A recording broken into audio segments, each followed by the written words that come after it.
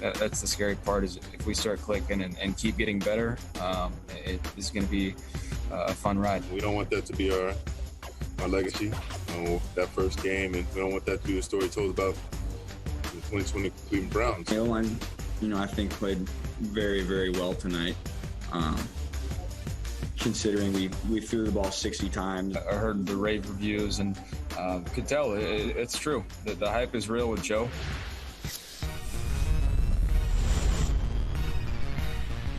Some of the guys we saw Thursday night as the Cleveland Browns emerged victorious 35-30 over the Cincinnati Bengals. It's Pro Football Talk Live. Peter King joining me today, getting you ready for week 2, but looking back at Thursday night's official first Thursday night football game of the year. Good morning, Peter. How are you doing?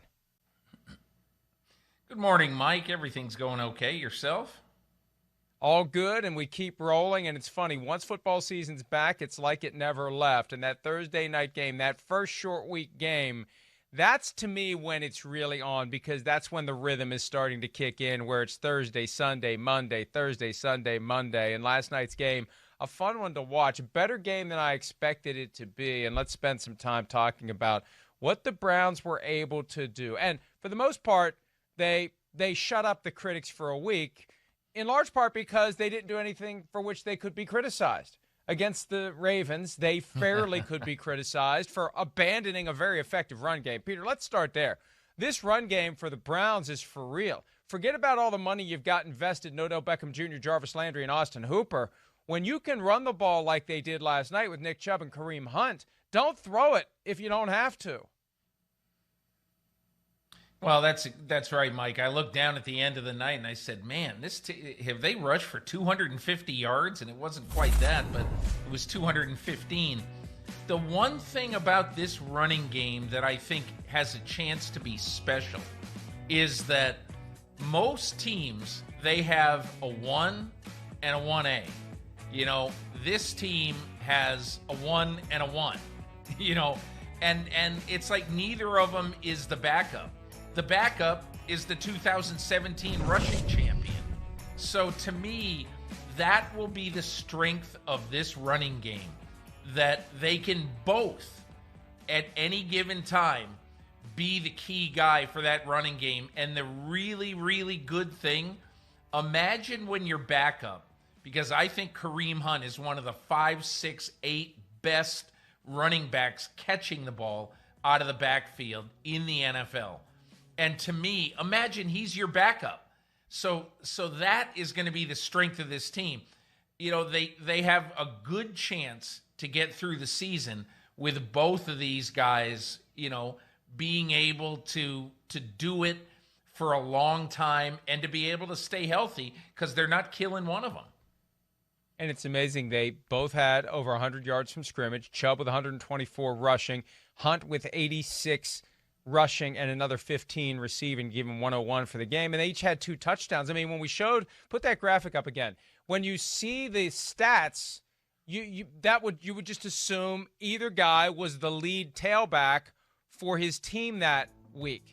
Not both did it in the same game. And again, it takes away from the number of opportunities that your receivers and tight ends will have. But when it's effective, how can you argue against it? This is the formula, because we said this yesterday, far fewer things are going to go wrong for you if you're running the ball effectively than if you're trying to spray the ball all over the place in the passing game, Peter. Well, the amazing thing is, the other thing I looked at last night after the game is that, look, Chubb had 36 snaps last night. Kareem Hunt only had 20 snaps in this game. So there is so much more to do if they want. Now, again, Mike, I know what you're alluding to right here. And you are alluding to, hey, look, this should be a running team. And I get it. You're absolutely right.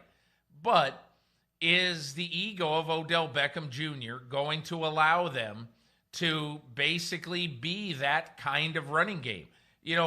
Everybody would say, hey, listen, let's control the clock. We can be great. If we could put 35 points up, and run it this often, let's try to do that if we can every week. It kills the clock, everything. But, there are other factors at play in Cleveland. And again, look, I'm not trying to pick on Beckham. I'm really not. I'm just stating a fact. But if he's not getting a lot of opportunities, he's probably going to be a squeaky wheel.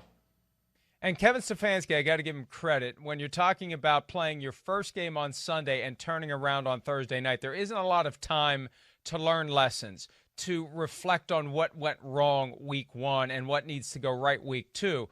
But they made a greater commitment to the running game. They weren't forcing the passing game against the Ravens. And part of this is it's the Ravens.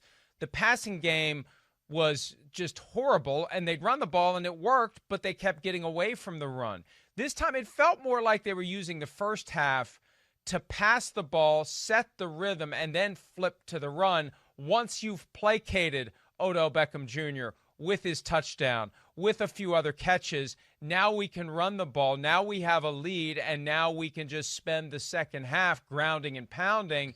Maybe that's the winning formula for the Browns, although the reality is it's whatever each given game requires. Last night, what was required and what was effective was starting with the pass, building that they had a double-digit lead fairly early, 14-3, and then just settling into a highly effective running game that the Bengals couldn't stop.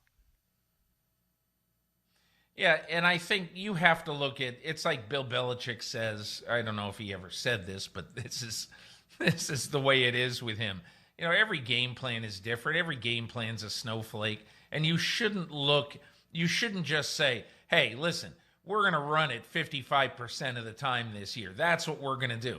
How do you know what you're going to do until you get in the game? You can't make a prediction like that. You may want to run it more than you throw it, but a lot of times you're not going to have that choice. Just like the Bengals last night. They get behind big early. They're not able to run the ball consistently well. So Joe Burrow throws it 61 times. The other thing that was so weird about that game, I mean, the Bengals had 92 offensive plays. And again, I look, everybody was impressed with Joe Burrow.